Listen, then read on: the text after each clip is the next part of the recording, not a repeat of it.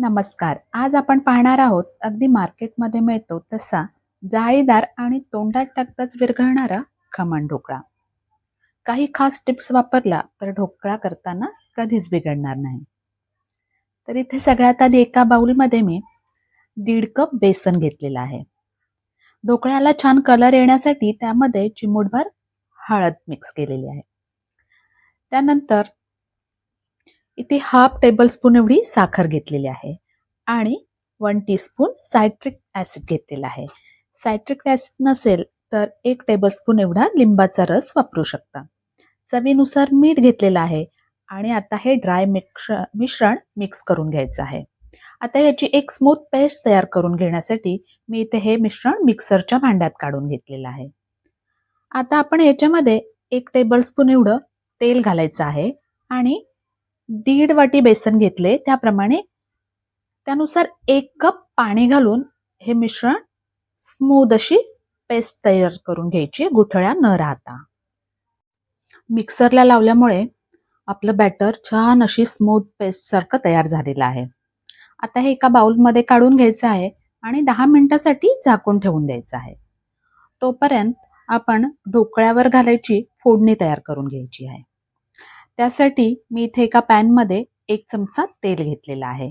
तेल गरम झाल्यानंतर थोडीशी मोहरी, हिंग, मिरची, कढीपत्ता आणि तुमच्याकडे अवेलेबल असतील तर 1 चमचाभर पांढरे तीळ घालायचे आहेत. त्यानंतर थोडंसं मीठ आणि चमचाभर साखर घालून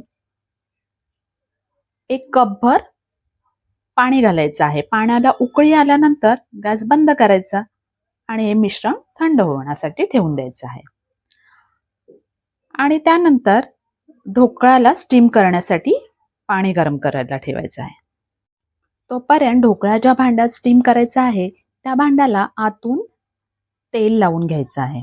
एवढी तयारी झाल्यानंतर आपण मगाशी जे बॅटर तयार करून घेतलं होतं त्याच्यामध्ये हाफ टीस्पून एवढा सोडा घालायचा आहे आणि सोडा विरघळण्यासाठी त्याच्यावर थोडंसं पाणी घालून आता हे मिश्रण व्यवस्थित मिक्स करून घ्यायचं आहे.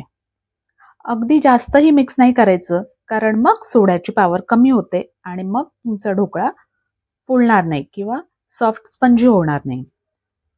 इथे बघू शकता मिश्रण छान हलकं झालेलं आहे आणि वरती सुद्धा आलेलं आहे. 1 मिनिटभरच याला मिक्स करायचं आहे आणि एकाच साईडने मिक्स करायचं आहे.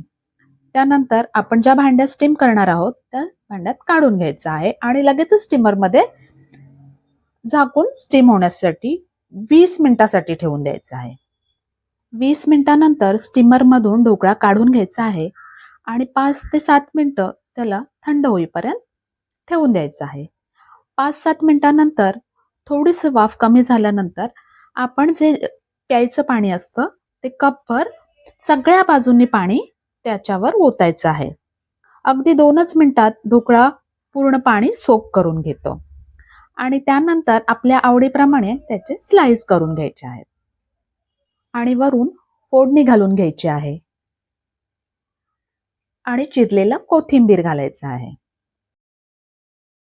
फोडणी सगळ्या बाजूंनी व्यवस्थित पसरल्यानंतर डिशमध्ये काढून घ्यायचा आहे ढोकळा. रेसिपी आवडली असेल तर लाईक करा आणि आपल्या चॅनलला सबस्क्राईब करायला विसरू नका.